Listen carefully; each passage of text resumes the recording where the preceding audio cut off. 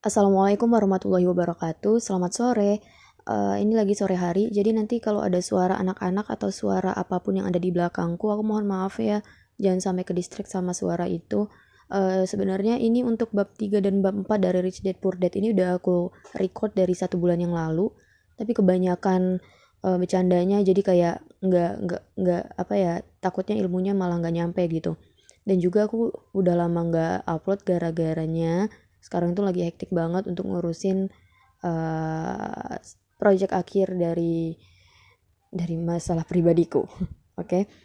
Sekarang aku coba buat bacain bab 3 sama bab 4, tapi kalau nanti ternyata suara di belakang itu makin kenceng, ya udah aku baca bab 3 aja dulu. Nanti bab 4-nya lanjut. Tuh, suara pengamen. Maaf ya, soalnya di sore hari. Semoga nggak keganggu. Oke, bab 3. Pelajaran 3. Uruslah bisnis Anda sendiri. Orang kaya berfokus pada kolom aset, sementara orang lain berfokus pada laporan penghasilan. Ini udah dibahas di bab kedua sebelumnya ya. Langsung masuk ke bab 3-nya. Pada tahun 1974, Ray Kroc, pendiri McDonald's, diminta berbicara di kelas MBA di University of Texas Austin. Teman saya murid di kelas MBA itu. Setelah ceramah yang luar biasa dan inspiratif itu, mereka beristirahat dan para murid bertanya pada Ray, apakah dia mau minum bersama mereka di tempat favorit mereka. Ray menerima tawaran itu dengan senang. "Bisnis apa yang saya geluti?" tanya Ray. Saat itu mereka semua sudah memegang minuman. Semua orang tertawa, kata Kate. Sebagian besar mahasiswa MBA itu mengira Ray hanya bergurau. Karena tak seorang pun menjawab, Ray kembali bertanya, "Menurut kalian, saya berbisnis apa?" Para mahasiswa itu tertawa lagi, dan akhirnya salah seorang yang berani berteriak, "Ray, orang mana di dunia ini yang tidak tahu bahwa Anda berbisnis hamburger?" Ray tergelak. "Saya sudah menduga kalian akan mengatakan itu." Dia berhenti sejenak lalu dengan cepat menambahkan, "Saudara-saudari, saya tidak berbisnis hamburger. Bisnis saya adalah real estate." Menurut cerita teman saya itu, Ray meluangkan cukup banyak waktu untuk menjelaskan sudut pandangnya. Dalam rencana bisnisnya, Ray tahu bahwa fokus bisnis utama adalah menjual waralaba hamburger. Tapi yang tak pernah lolos dari pandangannya adalah lokasi tiap waralaba itu. Dia tahu properti dan lokasinya adalah faktor yang paling signifikan dalam keberhasilan setiap waralaba.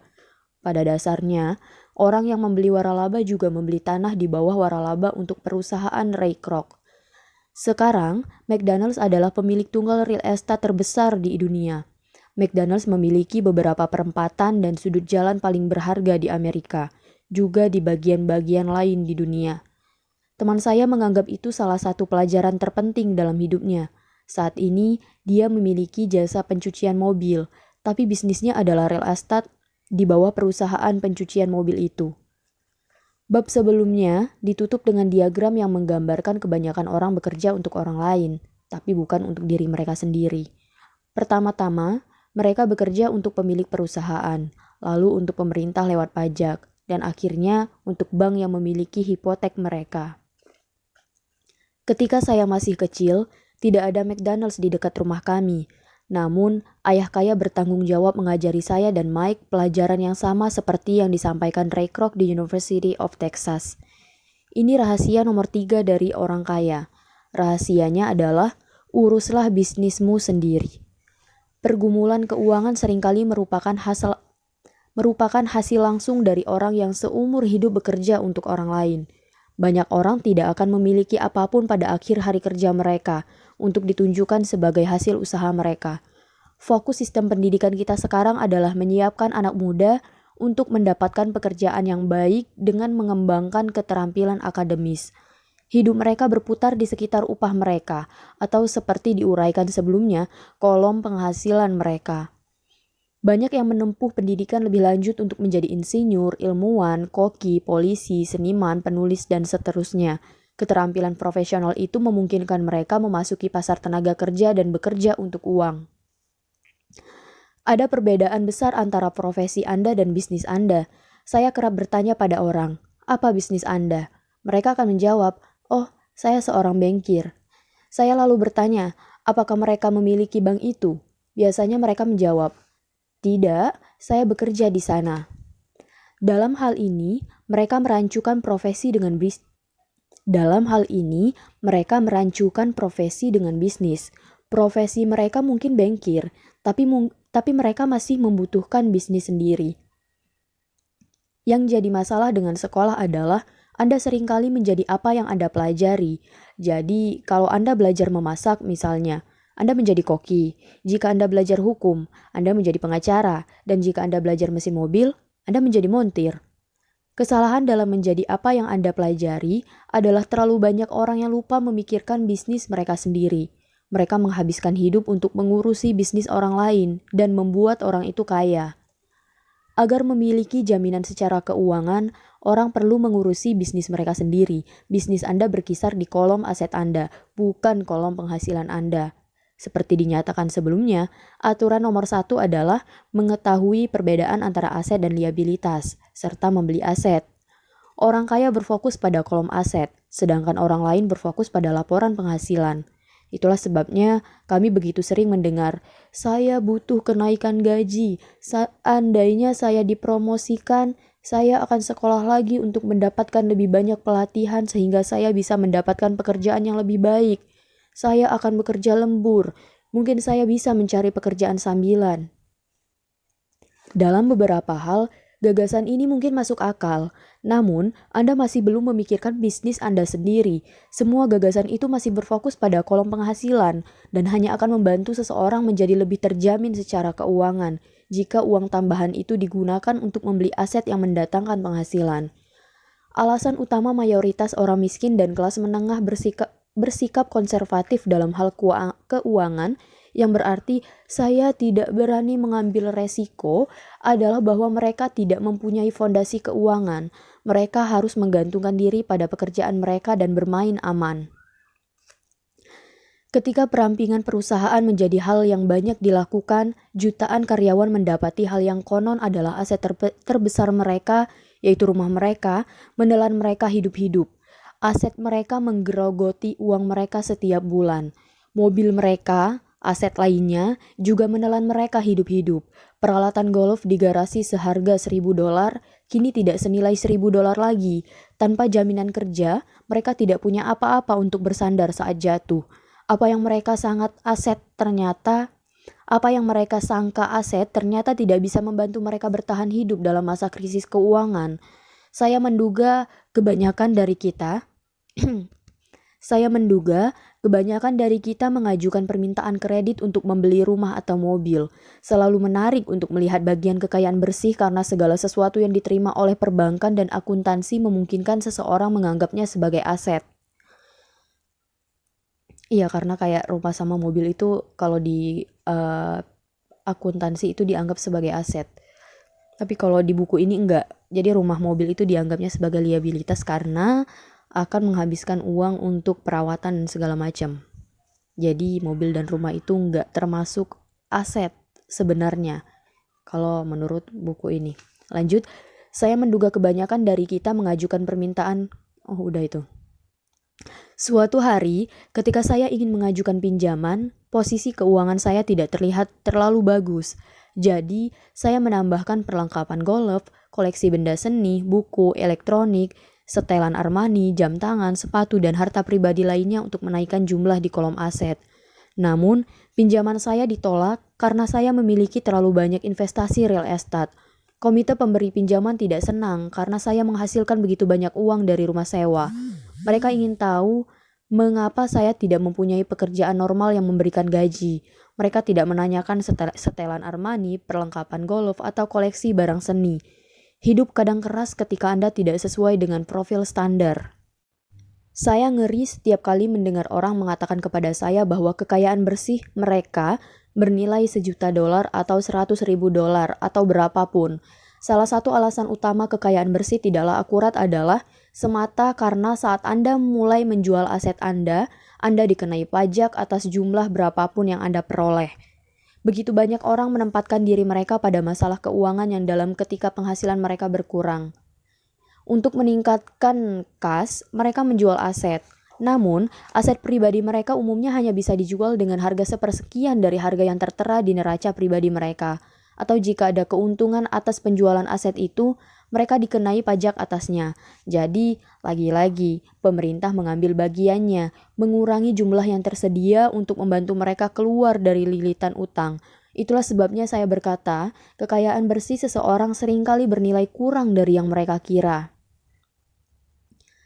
Mulailah mengurus bisnis Anda sendiri, pertahankan pekerjaan Anda, tapi mulailah membeli aset real, bukan liabilitas atau harta pribadi yang tidak memiliki nilai real begitu berada di rumah Anda. Mobil baru kehilangan hampir 25% dari harga yang Anda bayar saat pertama kali mengendarainya meninggalkan showroom. Ini bukan aset sebenarnya, sekalipun bengkel Anda mengizinkan Anda mendaftarkannya sebagai aset, harga tongkat golf baru saya yang terbuat dari titanium dan saya beli sejumlah $400 menjadi $150 begitu saya menggunakannya. Jadi di lain ini ditekankan bahwa pertahankan pekerjaan Anda yang menghasilkan gaji itu pertahankan, tapi cobalah untuk mulai membeli aset real, karena ketika kita malah menggunakan gaji kita untuk membeli liabilitas kayak rumah atau rumah oke lah, mobil atau harta pribadi lainnya, itu malah merugikan karena harganya itu semakin tahun akan semakin menyusut. Jadi ketika kita membutuhkan uang kemudian menjual hal yang kita kira aset tadi kayak mobil, rumah begitu, itu ternyata malah harganya tuh nggak akan sesuai dengan apa yang kita harapkan, karena itu tadi bakal ada pajaknya dan segala macam, sama kayak cerita si Robert ini. Jadi mulailah untuk membeli aset real, bukan liabilitas. Lanjut, jagalah pengeluaran Anda tetap rendah, kurangilah liabilitas Anda, dan rajin-rajinlah membangun dasar aset yang solid. Kan? Aset yang solid. Bagi orang muda yang belum meninggalkan rumah, sangatlah penting bagi orang tua untuk mengajari mereka perbedaan antara aset dan liabilitas. Buatlah mereka mulai membangun kolom aset yang solid sebelum meninggalkan rumah, menikah, membeli rumah, mempunyai anak, dan terperangkap dalam posisi keuangan yang berbahaya, menggantungkan diri pada pekerjaan, serta membeli segala sesuatu secara kredit. Saya melihat begitu banyak pasangan muda yang menikah terperangkap dalam gaya hidup yang tidak akan memungkinkan mereka keluar dari utang sepanjang masa kerja mereka. Ini kayak cerita di bab 2 kalau nggak salah. Yang pasangan muda yang mereka pakai kartu kredit terus membeli banyak hal dan kemudian kredit lagi. Pokoknya intinya selama 30 tahun ke depan itu mereka cuman menghasilkan uang untuk membayar kredit-kredit mereka tadi, liabilitas mereka. Bagi kebanyakan orang, persis ketika anak bungsu meninggalkan rumah, orang tua menyadari bahwa mereka tidak cukup siap untuk masa pensiun dan mulai berusaha keras menabung. Lalu orang tua mereka sendiri jatuh sakit dan mereka mendapati diri menghadapi tanggung jawab baru. Jadi, aset seperti apa yang saya sarankan untuk Anda atau anak Anda bangun? Di dunia saya, aset real terbagi menjadi beberapa kategori berbeda. Yang pertama, bisnis yang tidak menuntut kehadiran saya. Saya memilikinya, tapi bisnis itu dikelola atau dijalankan oleh orang lain. Jika saya harus bekerja di sana, itu bukan bisnis, itu menjadi pekerjaan saya. Yang kedua, saham. Yang ketiga, obligasi. Yang keempat, real estate yang mendatangkan penghasilan. Yang kelima, surat utang. 6. Royalti dari properti intelektual seperti musik, naskah, dan paten. Yang ketujuh, segala sesuatu yang memiliki nilai, mendatangkan penghasilan atau pertambahan nilai, serta mempunyai pasar yang siap. Ketika saya masih muda, ayah saya yang berpendidikan mendorong saya untuk mendapatkan pekerjaan yang terjamin. Namun, ayah kaya mendorong saya untuk mulai membangun aset yang saya sukai. Kalau kau tidak menyukainya, kau tidak akan menjaganya. Saya mengumpulkan real estate semata karena saya menyukai bangunan dan tanah. Saya senang membelinya dan saya bisa memandanginya sepanjang hari. Ketika masalah muncul, masalah itu tidak terlalu buruk sampai-sampai mengubah kecintaan saya pada real estate. Orang yang membenci real estate sebaiknya tidak membelinya. Saya juga suka saham perusahaan kecil, terutama yang baru berdiri, karena saya seorang entrepreneur, bukan orang korporasi. Selama tahun-tahun awal, saya bekerja di perusahaan-perusahaan besar seperti Standard Oil di California, Corps Marinir Amerika Serikat, dan Xerox Corp. Saya menikmati waktu saya bersama perusahaan-perusahaan itu dan memiliki kenangan yang indah. Tapi di lubuk hati terdalam saya tahu saya bukanlah orang perusahaan. Saya senang mendirikan perusahaan, tapi saya tidak senang menjalankannya. Jadi, saham yang biasanya saya beli adalah saham perusahaan kecil. Kadang saya bahkan memulai perusahaan dan menjadikannya perusahaan publik. Keuntungan dihasilkan dalam saham baru, dan saya menyukai permainan itu. Banyak orang takut akan perusahaan kecil dan menyebutnya beresiko, dan memang betul. Namun, resiko itu bisa disingkirkan bila Anda menyukai investasi itu, memahaminya, dan mengetahui permainannya. Dengan perusahaan kecil, strategi investasi saya adalah menghabiskan saham dalam setahun. Di pihak lain, strategi real estate saya adalah mulai secara kecil-kecilan serta terus meningkatkannya menjadi properti yang lebih besar dan karena itu menunda pajak atas perolehan keuntungan. Ini memungkinkan harga naik secara dramatis. Biasanya saya menahan real estate selama kurang dari 7 tahun.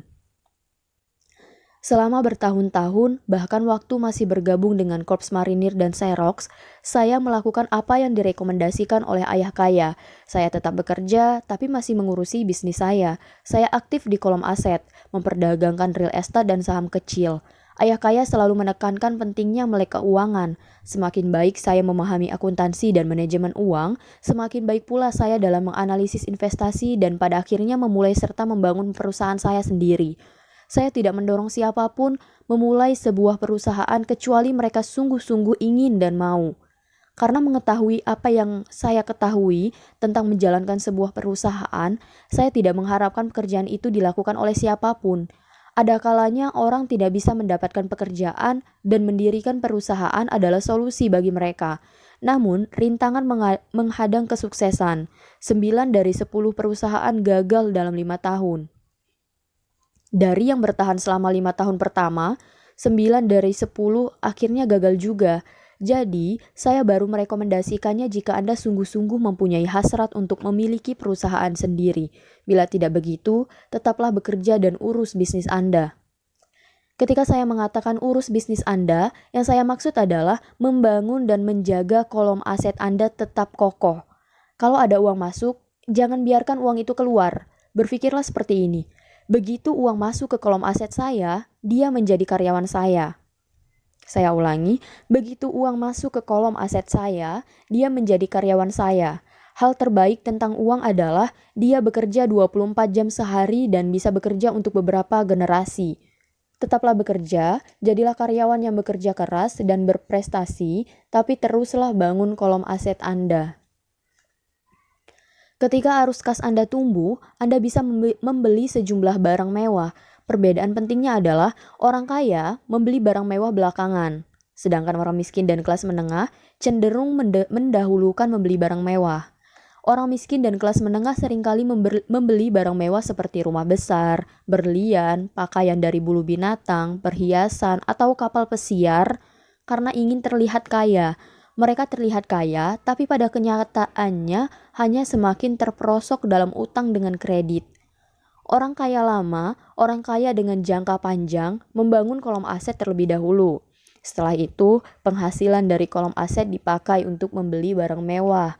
Orang miskin dan kelas menengah membeli barang mewah dengan keringat dan darah mereka, serta warisan untuk anak mereka. Kemewahan sejati adalah ganjaran karena berinvestasi dalam dan mengembangkan aset real. Sebagai contoh, ketika saya dan istri saya, Kim, mempunyai uang ekstra dari apartemen yang kami sewakan, dia membeli Mercedes. Hal ini tidak membutuhkan kerja ekstra atau resiko karena apartemen itulah yang membelikan mobil tersebut. Dia memang harus menunggu selama 4 tahun. Seiring pertumbuhan investasi portofolio real estate itu, akhirnya mulai mengeluarkan arus kas ekstra yang cukup untuk membeli mobil tersebut. Namun, barang mewah itu, Mercedes, adalah hadiah yang real karena istri saya membuktikan bahwa dia tahu cara menumbuhkan kolom asetnya. Sekarang mobil itu lebih berarti baginya ketimbang mobil bagus lainnya. Mobil itu melambangkan dia menggunakan kecerdasan keuangan untuk mendapatkannya. Berbeda dengan istri saya, kebanyakan orang secara impulsif membeli mobil baru atau barang mewah lainnya secara kredit. Mereka mungkin sedang bosan dan hanya ingin mainan baru. Mereka Membeli barang mewah secara kredit seringkali menyebabkan seseorang pada akhirnya membenci barang mewah itu karena utang yang ditimbulkannya menjadi beban keuangan. Setelah Anda meluangkan waktu dan berinvestasi, serta membangun bisnis Anda sendiri, Anda siap mempelajari rahasia terbesar orang kaya, yaitu rahasia yang menempatkan orang kaya jauh di depan kebanyakan orang. Selesai. Wow, cuma 20 menit untuk bab ketiga. Jadi inti dari bab ketiga ini adalah pelajaran dari bab ketiga. Ketika kamu sudah punya pekerjaan, entah itu pekerjaan tetap, pokoknya intinya pekerjaan yang menghasilkan gaji, itu tetaplah bekerja keras untuk mendapatkan gaji itu. Kemudian ketika gaji itu sudah masuk ke kolom aset kita, mulailah untuk membeli aset itu kalau si Robert bilangnya aset itu ada 7 yang aku sebutin 7 poin tadi. Jadi intinya jauhi dari membeli barang mewah dulu kayak mobil atau handphone terbaru atau apapun, dan gak usah terlalu dengan liabilitas. Intinya kita kan dari awal udah belajar bahwa liabilitas itu kayak rumah yang megah mewah, kemudian mobil terbaru, itu kan hal-hal barang mewah yang sebenarnya tidak bisa menghasilkan uang lagi. Jadi kerjalah dengan keras, uangnya itu mulailah untuk dibelikan dengan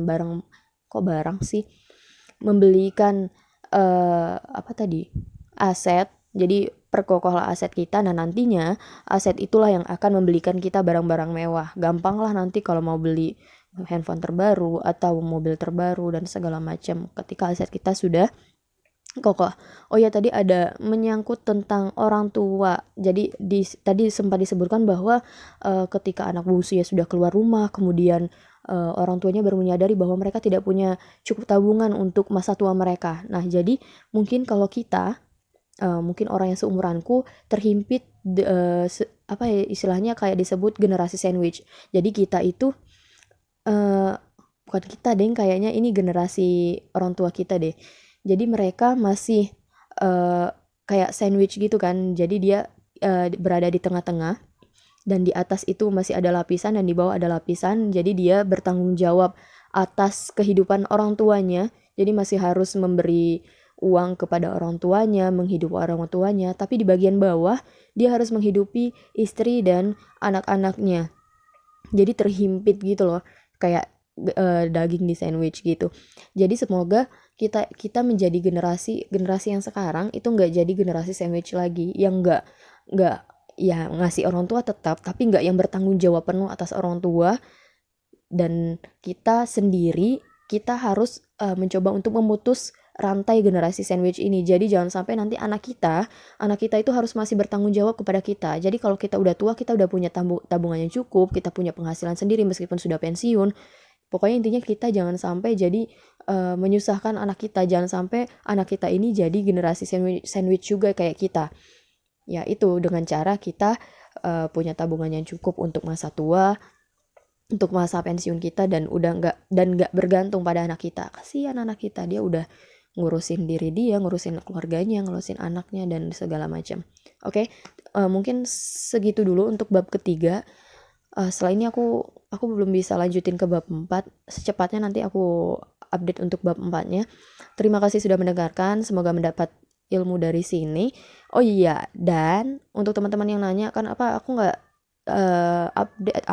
upload di platform lain, karena aku nggak bisa sampai ke sana-sana. Kecuali kalau aku bikin cuman sekedar sharing kayak gini.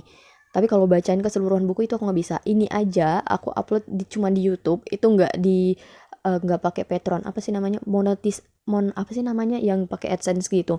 Jadi nggak dapat royalti segala macam, karena ya itu sebenarnya ini tuh ilegal nggak sih? Ya dibilang ilegal ya ilegal, tapi ini aku jaga-jaga dengan cara membacakan buku-buku yang bisa dibilang bukan buku lokal, buku terjemahan, dan ya gitu. Kalaupun nanti suatu hari dari pihak penerbit, kalau dari pihak penulis kayaknya nggak mungkin ya, karena penulisnya ini bahkan ada penulisnya yang udah nggak ada. Ini Robert masih ada nggak sih? Nah, nggak mungkin. Nah, mungkin dari penerbitnya, kalaupun nanti ternyata disuruh di take down, ya udah, ini akan aku take down. Karena sebelum ini aku dapat cerita dari temanku dia bilang bahwa sebelum aku itu udah ada orang yang membacakan buku, tapi novel. Buku itu novel dan dia itu lagi gencar-gencarnya dipromosikan di Indonesia dan emang penulisnya orang Indonesia dan lagi mau dibikin film. Ya wajar menurutku kalau ternyata diminta baik-baik. Itu pun diminta baik-baik ya, nggak yang langsung secara hukum kayak gitu. Diminta baik-baik untuk dihapus videonya. Nah kalau buku-buku kayak gini makanya aku lebih memilih buku-buku self improvement, pengembangan diri, karena aku juga buku-buku yang kupunya emang rata-rata kayak buku-buku kayak begini dan buku-buku yang intinya yang aku juga suka. Jadi kalian juga bisa mendengarkan apa dari buku mendengarkan isi dari buku-buku yang ternyata aku juga suka. Oke. Oh iya, terima kasih untuk teman-teman yang sudah uh, menyapaku, entah itu lewat email, lewat Instagram, ataupun lewat Twitter. Dan kalian jangan minta facecam, karena kalau kalian apa ya, cewek itu bisa dibilang aku lebih bisa ngomong kayak gini aja tuh udah syukur, mesti udah mau mendengarkan suaraku aja udah syukur. Kalau ngelihat wajahku asli itu aku itu bukan orang cantik guys. Jadi insecurity-nya di bagian uh, kecantikan kayak gitu-gitu tuh aku tuh nggak good looking guys. Jadi nggak usah minta untuk facecam atau apapun. Kalian kalau emang mau berteman di Instagram atau Twitter atau di email, dipersilahkan banget, karena aku sebenarnya orangnya welcome kalau mau berteman. Oke, terima kasih. Wassalamualaikum warahmatullahi wabarakatuh.